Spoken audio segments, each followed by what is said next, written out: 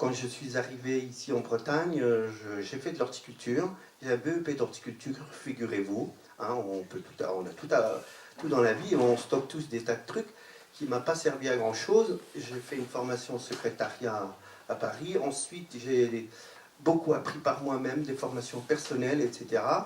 Mais j'étais en même temps bénévole dans une radio locale, jusqu'à accéder à un niveau théorique qui m'a permis de montrer des équivalences pour faire une demande de carte de presse, pour avoir le statut de journaliste professionnel, ce qui était à l'époque quelque chose qui n'existait pas pour les non-voyants. Donc ça a été, alors surtout pour les autres, une ouverture dans les écoles de journalisme, etc. Bon, mais c'est parce que c'était par le biais professionnel, parce que ça n'aurait jamais été possible par le biais des écoles, parce qu'elles les refusaient.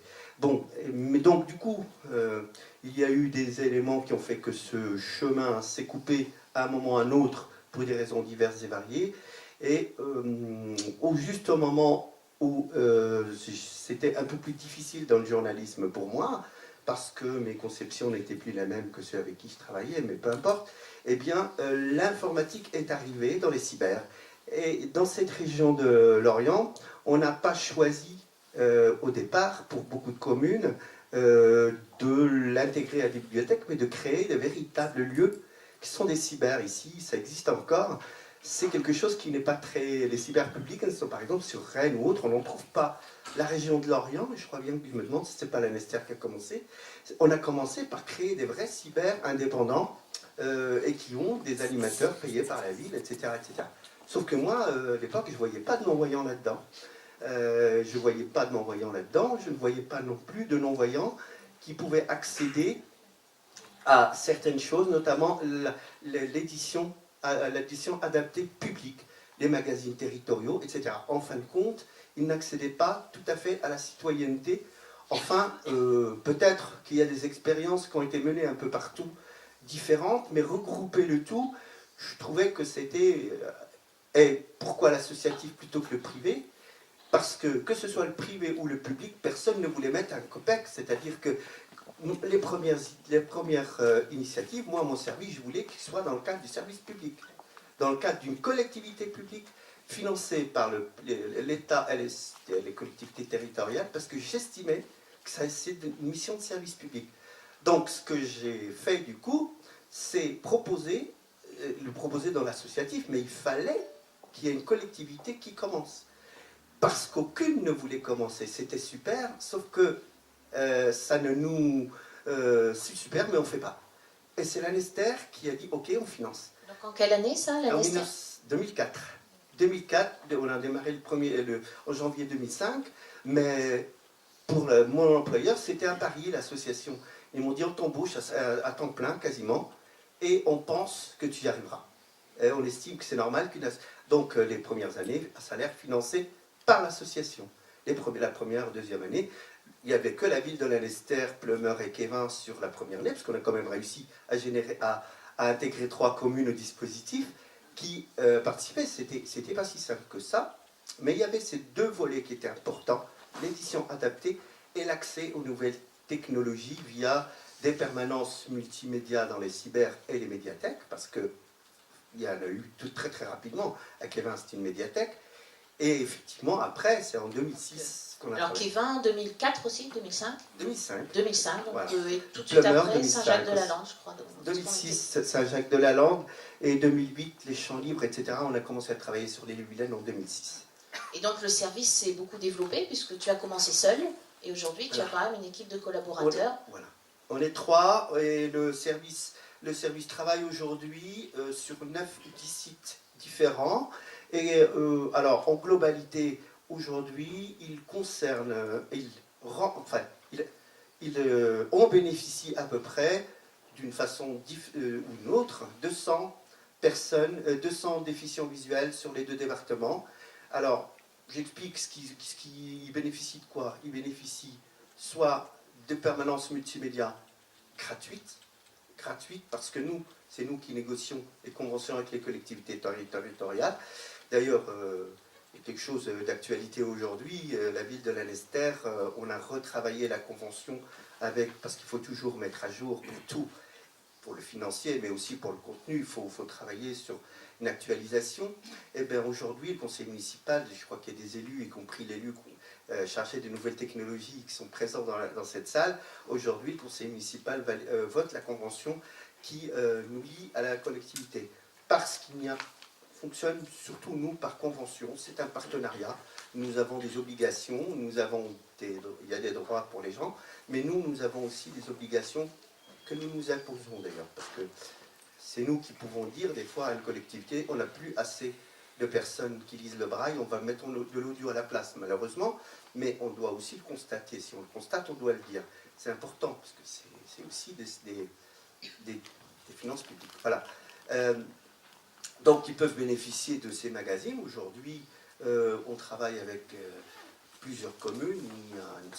Il y a la Rennes Métropole, la ville de Rennes pour leur magazine, la ville de Lanester, la ville de Plumeur, la ville de Kévin, etc. Il y a d'autres commandes et d'autres collectivités qui arrivent vers nous. Il y a aussi, alors je ne parle pas de celles qui sont déjà là, mais pour certaines autres, c'est aussi remplir leurs obligations vis-à-vis de 2015, parce que nous travaillons également, nous allons travailler, mais je crois aussi une question de volonté politique essentiellement.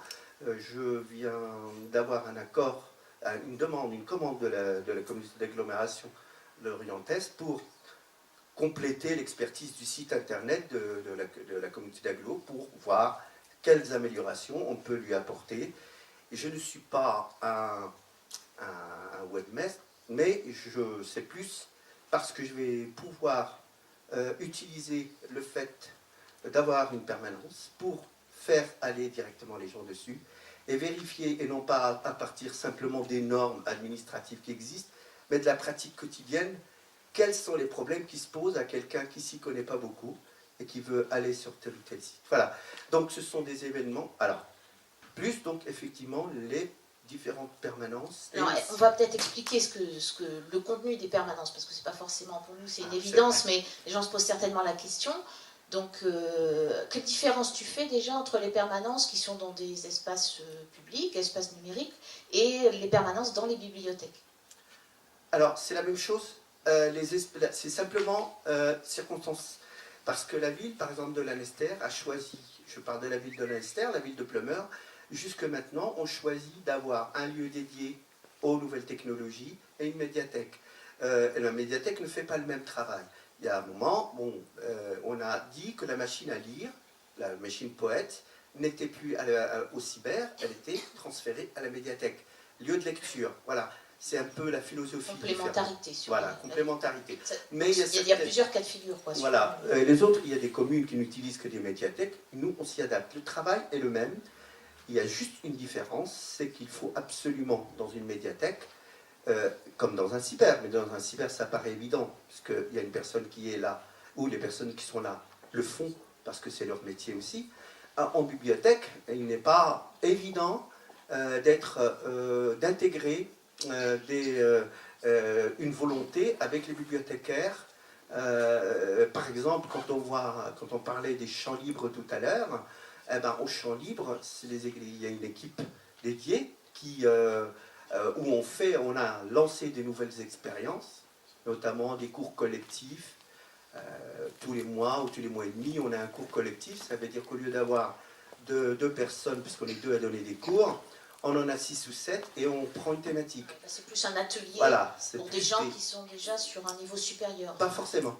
On a remarqué ces derniers temps qu'il y a des personnes qui venaient même en tant qu'auditeurs libres et ils en sortaient quand même avec quelque chose. Ce qui est important, c'est que nous, on fait attention avec les équipes. C'est pour ça que c'est un travail d'équipe.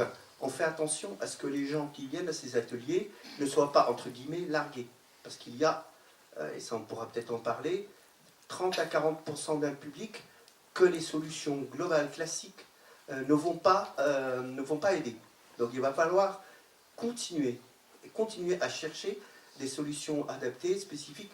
On passe beaucoup de temps, parce que c'est l'air du temps, à proposer des nouveautés. Parce qu'on ne peut plus travailler comme avant, où on travaillait sur un concept, les gens savaient. Si on ne crée pas l'événement, si on ne crée pas quelque chose, si on ne pense pas quelque chose de nouveau, même si à la limite, des fois, c'est de l'habillage, Mais si on ne fait pas de l'attractif, parce que le consumérisme, la consommation quotidienne est arrivée aussi chez les déficients visuels, et c'est normal, mais les permanences, c'est aussi, quelquefois, pas faire de cours d'informatique du tout. Une personne arrive, bonjour, ça va pas, non, ça va pas aujourd'hui, ok, on parle. Eh bien, tant pis pour moi, je suis formateur en informatique, on va parler de sa situation personnelle. Ce n'est pas un cours, ce n'est pas une formation où on a des objectifs précis à atteindre, même si on se les fixe. Avec certaines médiathèques, on a commencé, avec Vitré par exemple, à mettre en place, parce qu'ils y tenaient, elles y tenaient, des projets personnels pour accéder à des objectifs à la fin de l'année. Il faut savoir que quand on fait des accueils gratuits, c'est pas parce qu'il est gratuit que les gens y viennent comme ça tous les jours. Il faut qu'il y ait des motivations. Pour certaines personnes, cette solution-là de mettre en place un projet, de dire avant fin juin, moi, je pense que je pourrais écrire un mail, taper une recherche sur Internet, c'est déjà beaucoup pour certains. Eh bien, il faut qu'on y arrive, et c'est un objectif qui peut faire en sorte que cette personne-là revienne régulièrement. Le problème, c'est que on peut dire à la personne, c'est pas grave si elle ne revient pas. On sait que c'est peut-être le seul moment où elle voit d'autres gens, c'est peut-être le seul moment où elle sort de chez elle. On est dans une situation de solitude qui est très très importante, mais c'est peut-être pas le sujet. Je crois que si, tout à fait, puisque le sujet c'est les accompagnements.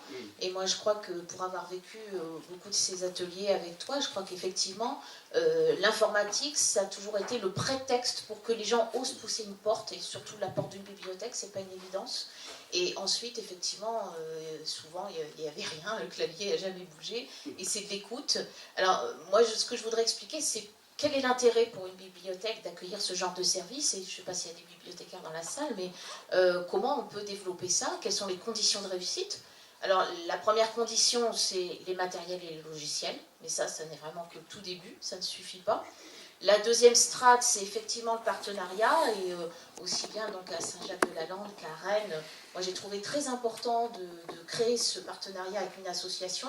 Pourquoi? Parce que justement là, il y avait des formateurs en informatique adaptée professionnelle, et d'autre part, Abder étant non-voyant, alors certains de ses collègues ne le sont pas d'ailleurs, mais ça lui donnait aussi une autre légitimité que moi dans l'accueil, et sûrement une plus grande confiance des personnes accueillies.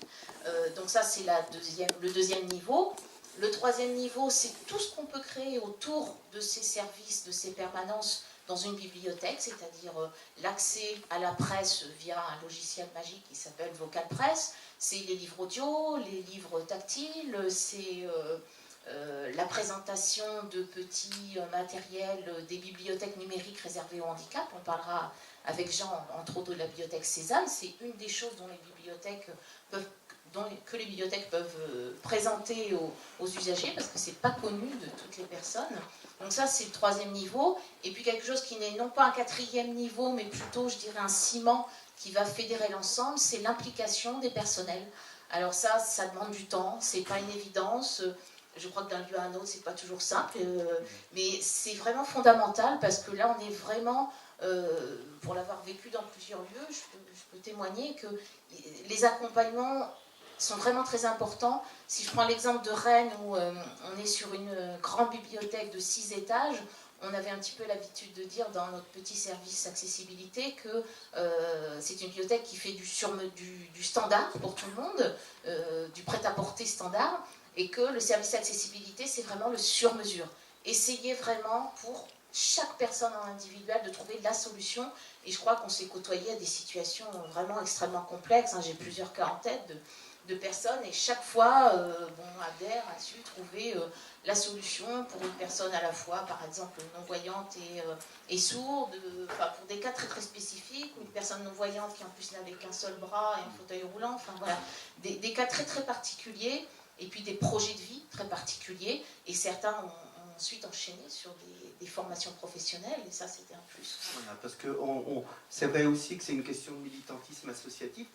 Quand on a soi-même eu, comme les uns et les autres, parce qu'aucun aveugle, aujourd'hui, ne peut prétendre, malheureusement, avoir eu un parcours facile dans la vie. Même si on est autonome, et je crois que Jean est autonome, moi, je suis considéré comme autonome, je fais énormément de choses, beaucoup plus de choses que la moyenne. Il y a des jours où on galère, il y a des moments où on galère, il y a des temps pendant lesquels on galère et on se dit, bon sang, mais pourquoi je suis aveugle? Parce qu'il y a des moments très difficiles et il faut passer son temps à convaincre, à convaincre, à convaincre. Vous savez qu'on travaille dans avec des collectivités locales. Il m'est arrivé d'avoir une fonction associative importante à Lorient et d'avoir un responsable de service qui dit aux collègues avec qui je travaille, comment vous faites pour travailler avec un aveugle? Ça allait être mon interlocuteur au niveau du budget des centres sociaux de Lorient. Il ne savait pas, il est parti maintenant, il est plus là, je ne dirai pas le nom, mais il ne savait pas, alors il ne comprenait pas comment on pouvait travailler au quotidien avec un aveugle. Oh, il a très vite compris, vous inquiétez pas, mais au départ, il a très vite compris, parce qu'il y a eu des discussions serrées sur les budgets, mais au départ, c'était compliqué. Il ne comprenait pas comment on peut faire. C'est presque aussi difficile de passer son temps à prouver qu'on fait quelque chose, mais même si on le fait habituellement, normalement. On était en vacances à Marrakech, tiens, avant-hier, et lundi, pour rigoler. Tu peux pas raconter tes vacances. Non, c'était une anecdote rigolote, parce qu'il y en a une qui était dans un bistrot, et moi j'étais à l'extérieur, et je crois qu'elle doit penser aussi que j'étais sourd. Tiens, ils amènent leurs aveugles maintenant, parce qu'on était 2 aveugles avec nos femmes. Ils amènent aussi leurs aveugles. C'est étonnant, c'est-à-dire qu'on ne peut pas considérer que c'est un couple. Ce sont des travailleurs sociaux qui accompagnent des aveugles. Voilà. Donc on n'est pas dans la société. Alors, oui, un autre intérêt justement de développer ce genre de service dans une bibliothèque ou un service public, c'est justement d'apprendre aux gens à cohabiter, à vivre ensemble. C'est qu'il y ait une visibilité sur ce qui se fait, alors que si on reste tout le temps dans le monde associatif, alors pour moi c'est très complémentaire, j'ai rien contre le monde associatif, mais si les gens restent tout le temps dans leur association spéciale handicap, entre guillemets, voilà, il n'y aura jamais de sensibilisation de tout un chacun. C'est pour ça qu'il n'y a jamais eu de permanence multimédia dans les locaux de la HBB. Jamais. Parce que le concept, c'est que ça soit dans les lieux où les gens vont, pour les faire sortir. Ce qui fait qu'après, ils vont aller faire emprunter des livres audio, etc. Ils vont faire des passerelles. Voilà, tout à fait, parce que c'est capital. Et il y a des non-voyants qui, par confort, préfèrent venir à l'association, mais il n'y a pas d'informatique à l'association, sauf des formations individualisées, personnelles, où la personne n'a pas d'ordinateur chez elle. Et à Rennes, où effectivement il y a une demande très particulière, il y a un moment où il y a un ordinateur à l'association, où la personne peut venir s'entraîner si elle veut, mais il n'a pas de cours. Elle a juste besoin qu'il y ait quelqu'un à côté d'elle, au cas où elle fait une bêtise, pour ne pas qu'elle casse l'ordinateur, vous savez ce que c'est. Eh bien, mais il n'y a pas de cours, parce que c'est un principe. C'est dans les lieux publics, médiathèques ou cyber. D'accord, alors on va passer la parole à Jean, parce que sinon, Abder, on ne va pas l'arrêter. Nous expliquer un petit peu comment l'irruption très brutale pour vous de la cécité a changé la donne, et puis comment vous avez... Non mais au niveau, puisque là notre sujet c'est quand même les technologies, comment vous vous êtes emparé alors par exemple de la synthèse vocale, et est-ce que par exemple, une question intéressante c'est, est-ce que le braille vous est apparu comme intéressant à apprendre, ou est-ce que non, absolument, direct la synthèse vocale? Je pense que quand on est père par exemple d'un enfant aveugle, ne pas lui apprendre le braille, c'est presque un crime. C'est comme lui refuser d'apprendre à lire et écrire. Le braille est indispensable pour la formation intellectuelle d'une personne, parce que c'est vraiment ce qui permet le développement intellectuel de la personne. Et ça, c'est un drame qu'a évoqué Abder. C'est la grande facilité des synthèses vocales fait que souvent les jeunes n'ont pas l'investissement intellectuel pour se mettre au braille et pour apprendre le braille, surtout que les matériels braille sont très très chers, mais c'est très indispensable pour un aveugle d'apprendre le braille et de pratiquer le braille. Moi je suis devenu aveugle à 40 ans, j'ai appris le braille 2 ans après, et c'est vrai que j'arrive à prendre des notes en braille, je lis le braille mais difficilement, et la synthèse vocale est arrivée au moment où j'apprenais le braille, et c'est vrai que c'est un grand confort, mais bon, moi j'ai la chance d'avoir été un grand lecteur avant de devenir aveugle, donc j'ai cette connaissance du français qu'on ne peut acquérir qu'à travers le braille. Une synthèse vocale, c'est pour l'accès à l'orthographe. C'est quelque part de l'illettrisme.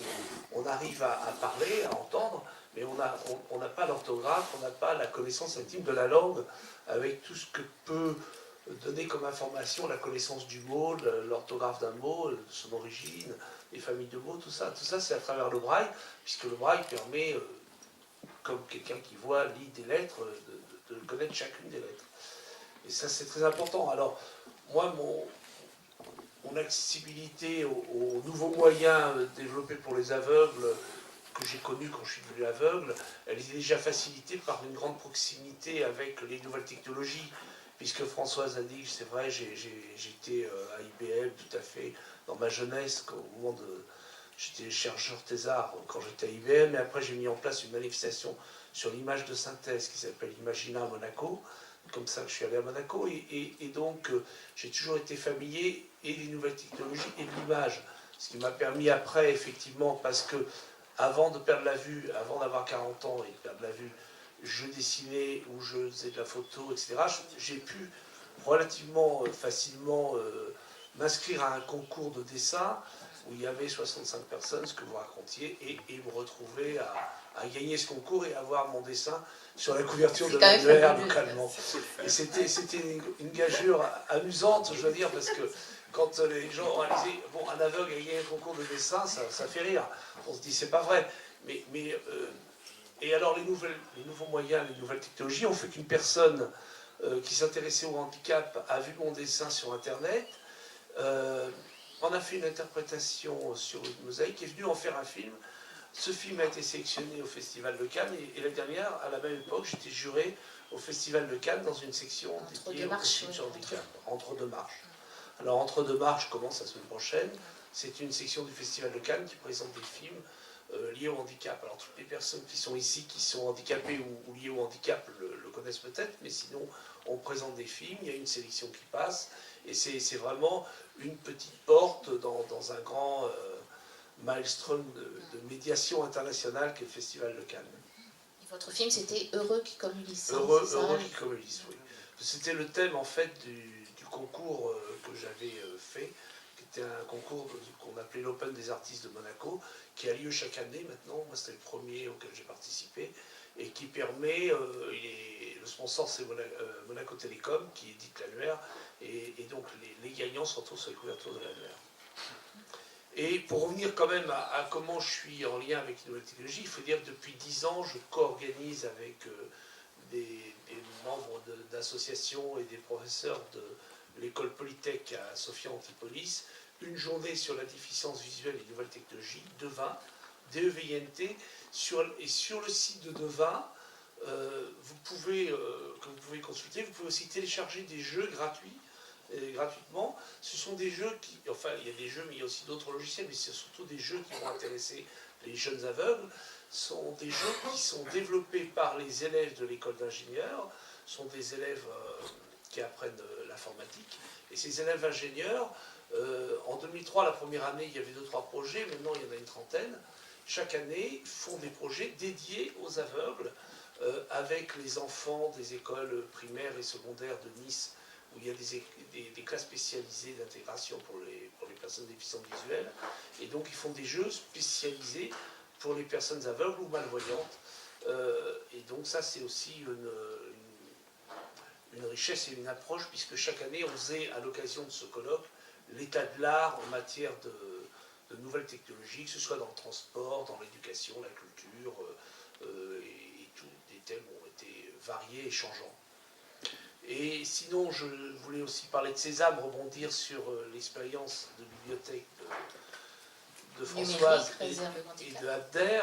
Alors Sésame, c'est une bibliothèque qui existe aussi depuis une dizaine d'années, mais cette année, c'est une période un peu difficile pour l'association, mais pas pour le projet. C'est-à-dire que l'association a été fondée par des aveugles, et c'est donc autour d'eux une équipe de bénévoles qui lisent des livres ou qui les numérisent.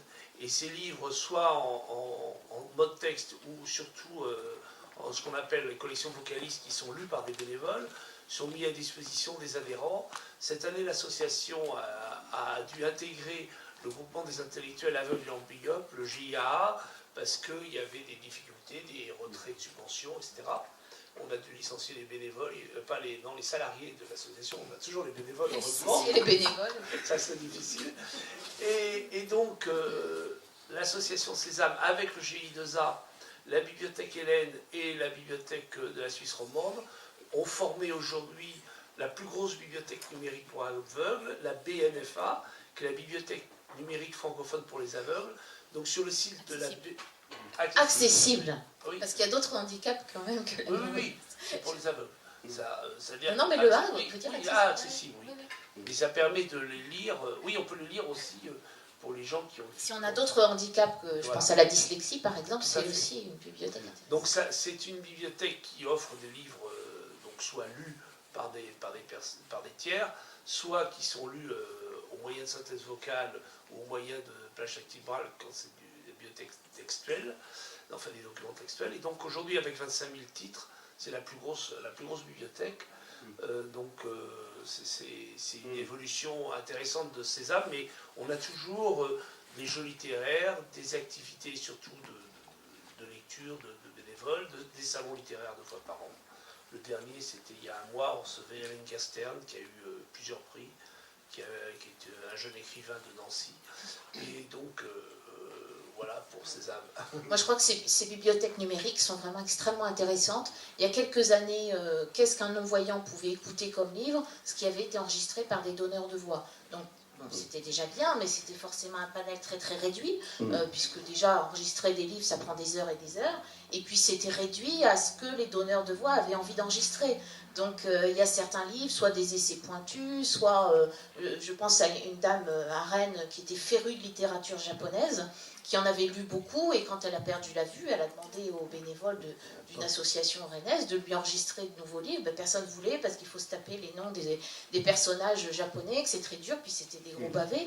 Donc voilà, il y a quelques années, il n'y avait pas beaucoup de choix de lecture. Oui, à la demande, mais encore faut-il trouver des donneurs de voix. Voilà. Aujourd'hui, une bibliothèque numérique correspond plus à l'idée qu'on se fait d'une bibliothèque, c'est-à-dire quelque chose de vraiment, un éventail très très large, pour enfants, pour adultes, des essais, des niveaux divers, jusqu'au niveau universitaire, jusqu'au best-seller. Donc quelque chose de quand même énormément plus étendu et qui est complémentaire. Ça n'empêche pas le travail des donneurs de voix. Il faut dire que depuis la loi de 2005 et des négociations assez difficiles avec le monde de l'édition, aujourd'hui il y a une obligation de fourniture par les éditeurs des fichiers numériques des livres au bénéfice donc des publics handicapés. Donc il y a une plateforme, la Platon, et qui permet de se procurer, si on n'a pas un lecteur bénévole, au moins le fichier numérique du livre qu'on peut écouter avec une synthèse vocale. Et les synthèses vocales font vraiment... Droit d'auteur. Des progrès. C'est exception de droit d'auteur. Voilà. Les bibliothèques font vraiment... Enfin, pas les bibliothèques, les synthèses font vraiment des progrès énormes. Aujourd'hui, elles arrivent à avoir un ton presque humain, et donc c'est de plus en plus facile à écouter quand on peut les accélérer, les ralentir avec les lecteurs MP3. Ah, pour compléter, c'est juste une chose qui est intéressante pour nous aujourd'hui, c'est qu'il y a une demande du public en règle générale qui nous arrange. C'est-à-dire que le livre électronique qui se développe, il suffit juste qu'on ait les bons outils, qu'on nous donne les moyens d'y accéder. Et on va pouvoir accéder à tout ce qui s'imprime normalement. Alors, il y a des choses à acheter, bien sûr, mais normalement, si la technologie se démocratise et nous permet d'avoir les outils qui permettent de lire tout ça, on va pouvoir tout lire. Déjà aujourd'hui, contrairement à ce que tu disais, Françoise, on arrive à accéder à des choses très récentes qui viennent de sortir, des livres qui viennent de sortir, à cause de cette loi de 2005 que la France a été l'une des dernières à appliquer, et encore, je crois qu'elle n'est pas appliquée comme de c'est loi française, a priori. Voilà. Voilà. C'est-à-dire qu'il y a un gros retard, effectivement, en France sur l'accessibilité des sites Internet. Tu en parlais tout à l'heure dans un autre contexte. Et c'est vrai qu'il y a un très très gros retard. J'étais à un colloque il y a quelques années où la France était le 26e des 27 pays d'Europe sur l'accessibilité des sites Internet. Quelque chose comme ça. C'est assez dommage, parce qu'il y avait déjà eu la loi de 2005 qui faisait une obligation d'accessibilité. Mais c'est vrai, comme le disait un intervenant ce matin, que c'est souvent après avoir fait un site Internet qu'on se dit « Ah, au fait, et les publics déficients visuels, comment on fait l'accessibilité, alors que ça doit être, c'est beaucoup moins cher et c'est beaucoup plus pratique si on le conçoit dès le départ.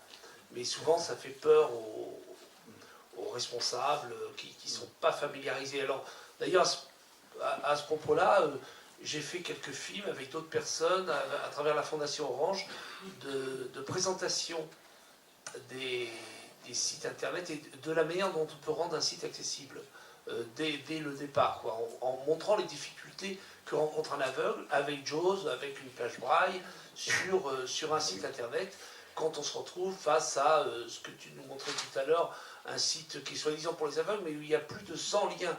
Quand vous arrivez à une page où il y a plus de 100 liens, il faut les égrener tous uns après les autres. Enfin, c'est impossible, quoi. Il y a des règles d'accessibilité qu'il faut respecter.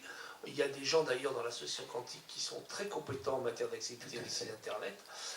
C'est grâce à cette personne que je suis là d'ailleurs. Mais je dois dire qu'il faut le savoir et faire passer, parce qu'effectivement, toutes les personnes ici sont des gens sensibles au handicap et à cette problématique.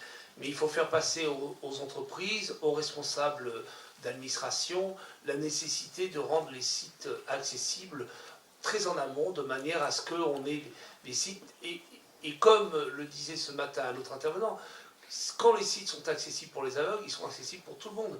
C'est comme la zapette ou la porte automatique. Ce sont des choses qui, au départ, sont conçues pour les publics handicapés, mais qui bénéficient à tous, parce qu'un site qui est conçu pour les aveugles est très très bien conçu pour les voyants et beaucoup plus clair et beaucoup plus rapide de consultation. Donc c'est des messages que nous devons, nous, personnes sensibles au handicap ou handicapés, répéter inlassablement pour sensibiliser les gens qui ne le sont pas, leur faire moins peur avec nos handicaps, hein, qui n'aient pas peur en voyant arriver un aveugle ou une personne comme ce matin, là j'entendais, c'est Eric, je crois, qui fait de... Non, oui, c'était ce matin, qui fait de l'infographie, j'entendais son accent, moi, avec un certain plaisir, parce que le directeur, on vient de procéder à la réélection de la Fédération française des échecs. Alors les échecs, la Fédération française des échecs, ça regroupe, je ne sais pas, quelques millions de pratiquants en France, ou une centaine de milliers au moins.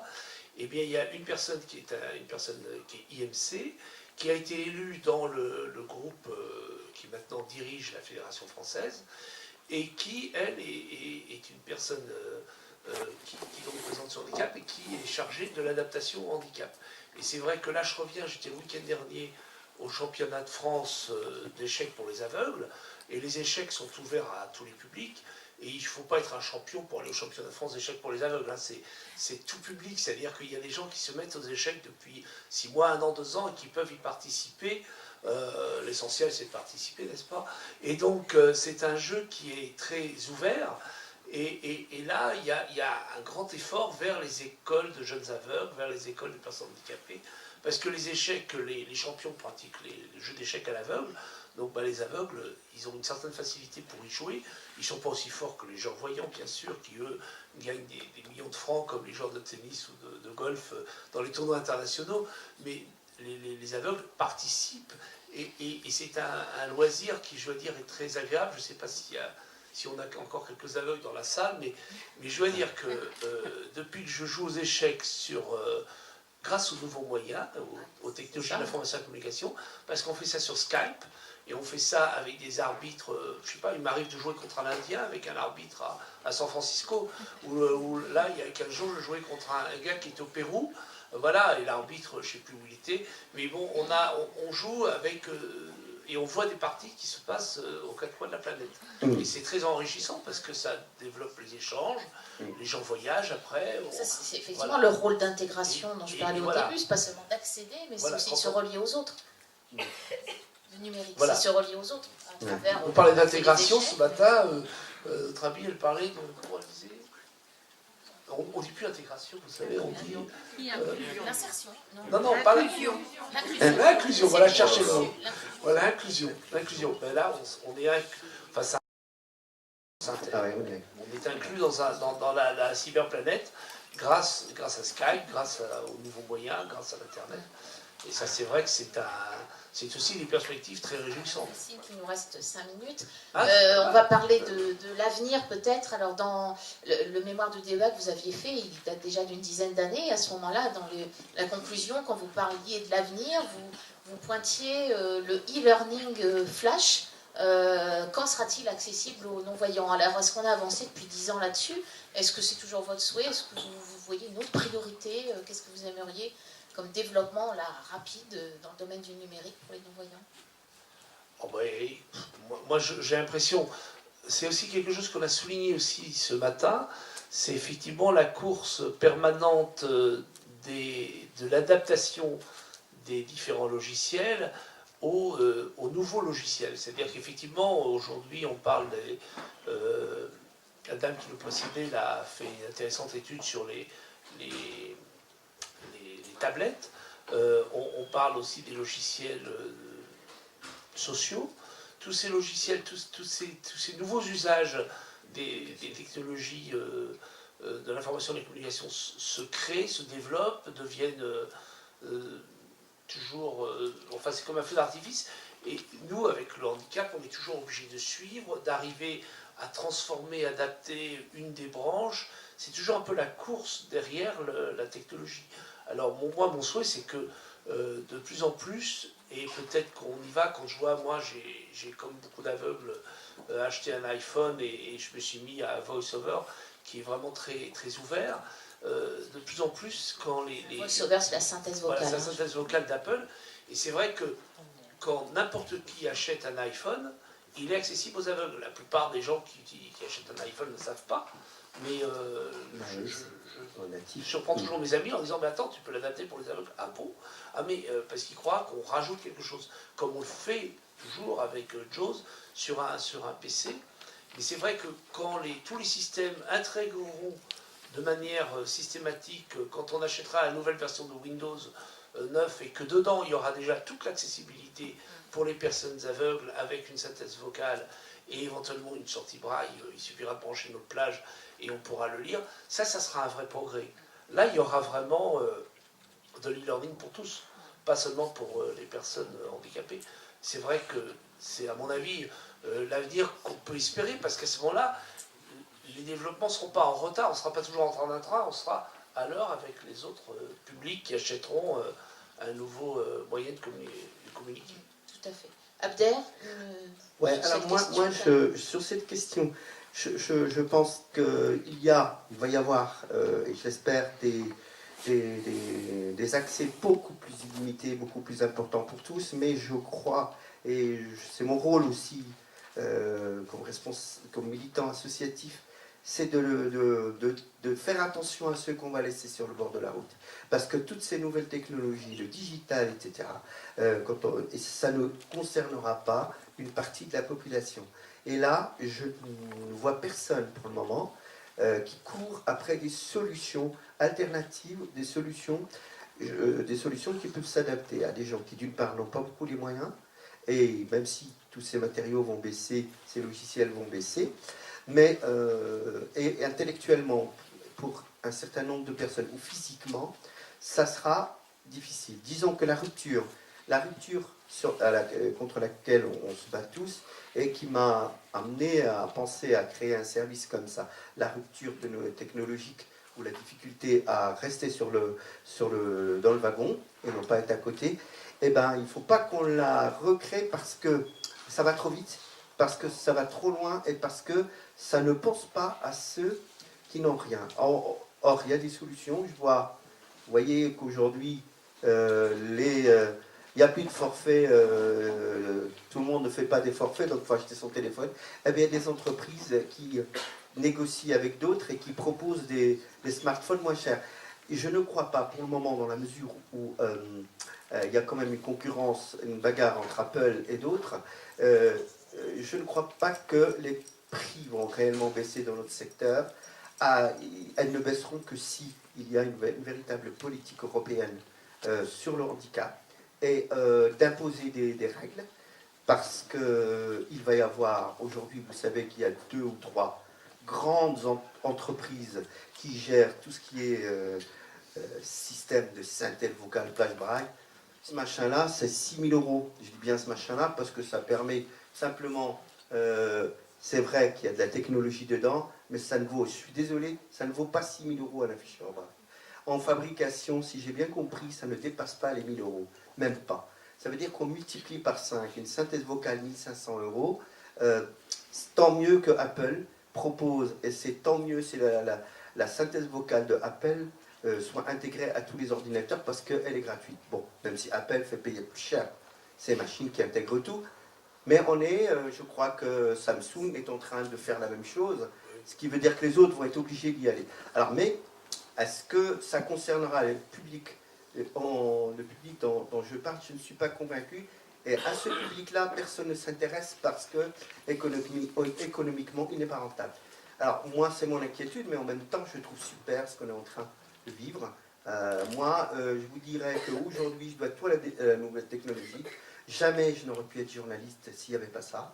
Parce que aller chercher le premier journaliste, ouais, d'ailleurs, avoir la carte de presse. Voilà, mais ce qu'il y a, c'est un certain nombre de métiers qui sont ouverts aux diffusions visuelles. C'était absolument impossible il y a quelques années. Et c'est vrai que c'est super, les nouvelles technologies, mais il faut vraiment qu'on veille à ce qu'elles soient partagées. Mais Françoise, tu ne nous as pas expliqué quand même ce que tu voulais nous expliquer par rapport à... On va déborder, non? Oui, là, je crois qu'il faut laisser un petit peu de temps s'il y a des questions. Donc, ouais.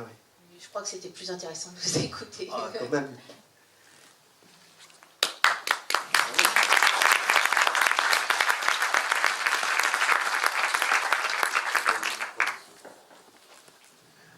Effectivement, on s'approche de la fin de cette journée, il va encore y avoir une séquence, mais si vous avez une ou deux questions à poser à nos trois intervenants, c'est le moment.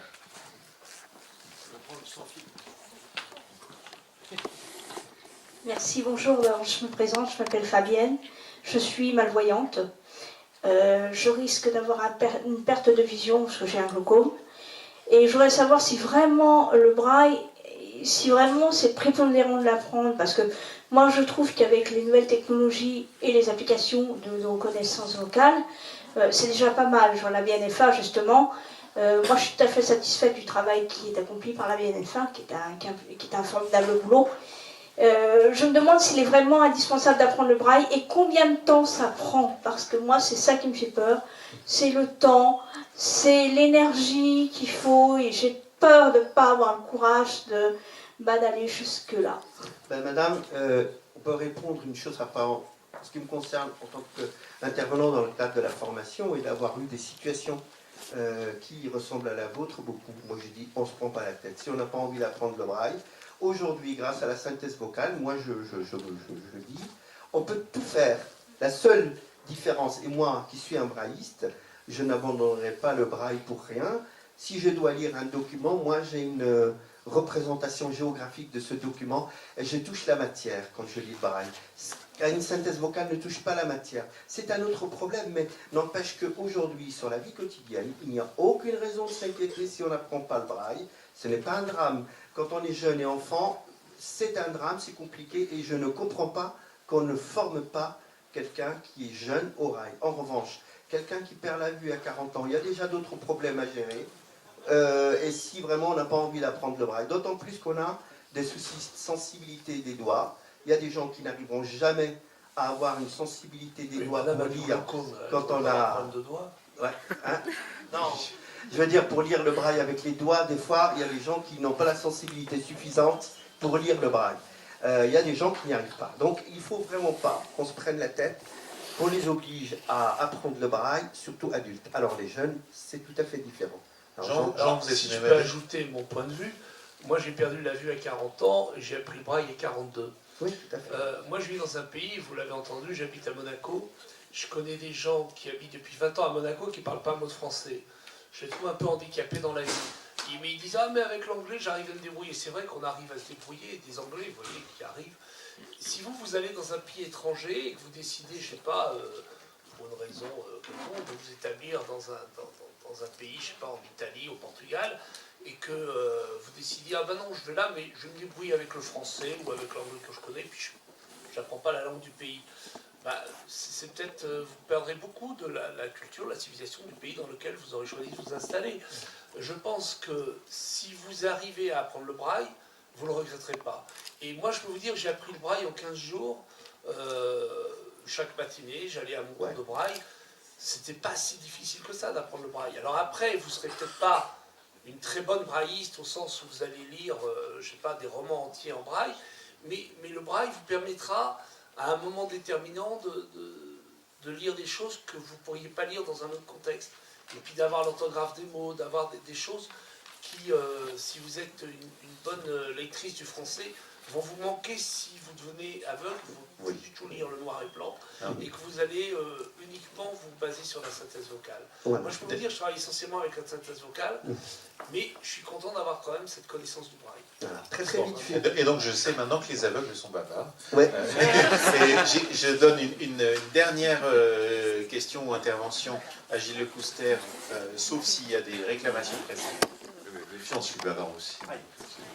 Alors, non, je vous ai entendu beaucoup parler, et je pense que ça c'est plus dû à peut-être vos histoires personnelles et votre approche des TIC de longue date, d'Apple et de Microsoft, et particulièrement d'Apple et de Microsoft. Aujourd'hui, en Bretagne, est-ce qu'il est rentable d'avoir un système d'exploitation comme Linux ou Ubuntu en breton? Bah non, sauf qu'il existe.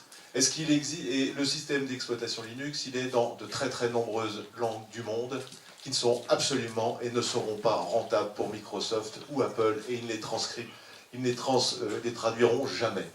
Donc par cet exemple-là, je voulais juste vous dire que je suis surpris parce qu'aujourd'hui on a beaucoup parlé d'informatique, d'électronique libre, on a parlé d'une progression considérable dans ces domaines, et vous avez ramené systématiquement à des grandes marques et à, je dirais, des TIC des années de l'informatique personnelle qui avaient été, à cette époque, c'était les leaders. Comment se fait-il qu'aujourd'hui, puisqu'on peut traduire en breton, on ne puisse pas avoir un soutien dans le domaine du libre, dans le monde du libre, très important sur le braille? Alors, il y a autre chose, il y a juste pour finir. Et juste pour ouais, finir. je suis en Bretagne.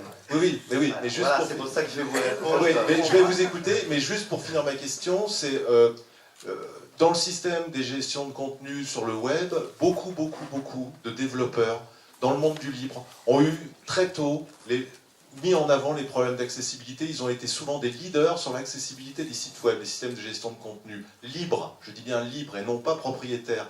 Donc encore une fois, le libre vous essaye de soutenir tous ces types de démarches, puisque c'est le bien commun, puisqu'on est tous prêts à y participer. Je crois que c'est plutôt dans l'axe du libre et pas chez Apple ou chez Microsoft qu'il faut avoir une attente importante. Grande question et réponse courte. Alors, ouais, alors la réponse très courte, parce que ça, moi, je crois que le problème des nouvelles technologies et de logiciels libres, on y est, moi, je suis tout à fait favorable. Mais aujourd'hui, moi, ce qui m'intéresse, c'est d'être efficace pour être d'offrir le maximum de choses aux autres. Vous savez qu'il n'y a pas un seul prof de breton au braille. Je ne sais même pas s'il existe un braille en breton. Je ne crois pas. Ça n'existe pas. Donc, je ne sais pas. Il y a peut-être des gens qui se sont jamais penchés sur la question. Mais on ne va pas, nous, si vous voulez, même si on a envie de se battre pour le logiciel libre, aujourd'hui on a d'autres bagarres qui nous semblent beaucoup plus importantes, c'est d'amener la culture et l'information chez les gens. Je suis désolé, mais moi je l'amène par les moyens qui existent, même si j'ai envie de me battre à titre personnel pour en créer d'autres dans l'avenir. Mais pour le moment, je n'ai pas ça. Ça n'existe pas. Donc si ça n'existe pas, je ne vais malheureusement pas pouvoir... alors même si j'ai des batailles, j'ai des priorités dans les batailles, si vous voulez. D'accord. C'est plutôt l'inverse. Non, message compris. Je pense qu'il faut entendre. C'est une discussion longue, donc on a besoin de la demi-heure de plus que nous n'aurons pas. C'est un troll, merci Jules. Donc je vais entendre plusieurs des points d'appui de cette table ronde comme des appels et des perspectives. Une des perspectives, celle qui vient d'être ouverte, c'est si des énergies peuvent exister dans ces choses-là, il faut y aller. La deuxième perspective, c'est de dire l'alerte sur l'accessibilité, c'est une cible mouvante. C'est-à-dire qu'il y a quelques années, il y a 15 ans, on s'est dit ok, c'est réglé, les grandes personnes s'en occupent, le W3CIE, le gouvernement français. En 2005, on s'est dit tout va bien, etc. Il faut toujours repartir. Ces derniers jours, par exemple, le référentiel général d'accessibilité était introuvable sur le site du gouvernement parce qu'il y avait une erreur de lien. Et donc voilà, il faut revenir systématiquement sur ces choses-là. c'est des enjeux d'innovation, c'est des enjeux de politique publique. Et puis un troisième appel, on est en ce moment, on a le Conseil national du numérique a parmi ces sujets de 2013, ces 3 premiers sujets, un des sujets s'appelle l'e-inclusion. Ils vont y travailler jusqu'en septembre. C'est le moment de faire remonter les différents sujets, alors ceux de la journée d'aujourd'hui et puis aussi d'autres sujets, vers le Conseil national du numérique. Donc je vous engage à le faire ou à le faire par nos intermédiaires si ça peut y aider. Mais c'est une chose vraiment très importante. On va être en mode contributif sur ces sujets-là, qui ne sont pas des sujets sur lesquels les solutions vont venir toutes seules d'en haut. La journée incarne vraiment le fait que nous sommes dans des dynamiques plus horizontales et plus ascendantes que seulement descendantes. Donc il faut essayer de proposer des pistes et proposer des solutions.